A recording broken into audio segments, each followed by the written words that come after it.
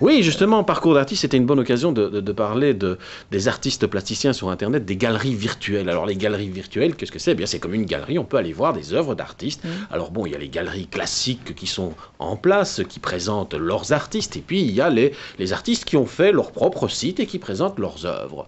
Alors, je me suis dit que c'était intéressant de voir un petit peu à Bruxelles ce qui existait, donc j'ai surfé de longues heures.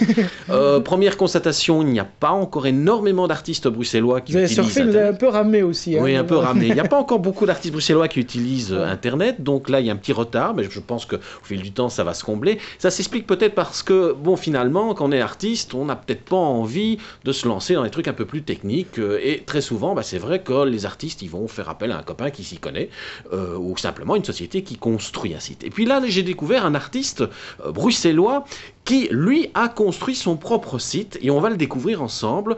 Il a fait preuve de créativité totale. Alors, c'est un site qui est très simple, l'artiste s'appelle Yves Messer. Voilà la page d'accueil, et puis il nous propose bien sûr plusieurs rubriques. Alors bien entendu, inévitable, la petite biographie pour savoir à qui on a affaire. Alors il y a un petit truc déjà original, c'est qu'il y a des mots soulignés, et si vous pointez dessus, hop, apparaît une petite photo pendant 5 secondes. Vous avez le temps de la regarder. Si vous voulez avoir un peu plus de détails, vous repassez sur le petit mot. Et puis alors là, ce qui est original, c'est qu'il présente ses œuvres d'une manière intéressante.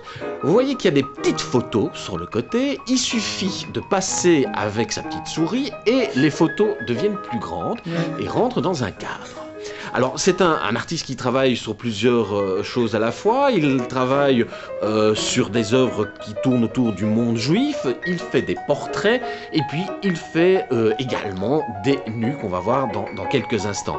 Alors, finalement, c'est très simple comme site, mais c'est très efficace parce que là, vraiment, on est dans la galerie, on clique, et puis tout de suite, le tableau apparaît. C'est très simple, c'est très élémentaire, il a construit ça lui-même et c'est très agréable. Alors parfois, effectivement, quand on visite des sites, il y a des choses qui sont un petit peu plus compliquées, un petit peu plus tordues.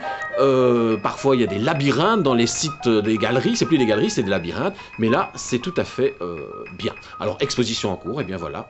En automne. Ah, il expose 2000, aussi. Parce il expose aussi, bien entendu, parce que l'un n'interdit pas l'autre. Voilà. Alors, moi, je crois que c'est quelque chose d'intéressant. Et puisqu'on parle de parcours d'artiste, je pense qu'on pourrait se dire qu'au fond, on pourrait arriver un jour à faire un véritable parcours d'artiste virtuel. Si tous les artistes de Saint-Gilles ont leur site internet, on pourrait arriver à faire... Enfin, c'est quand même plus agréable de marcher que de surfer, non? Pas exclusivement. Allez, pendant 15 jours, ils vont marcher, puis le reste du temps, ils vont surfer. On peut commencer à faire son parcours d'artiste en visitant, par Internet, et puis après, on a fait son choix, et on peut aller voir les véritables ateliers. Alors, on m'avait dit qu'il y avait une petite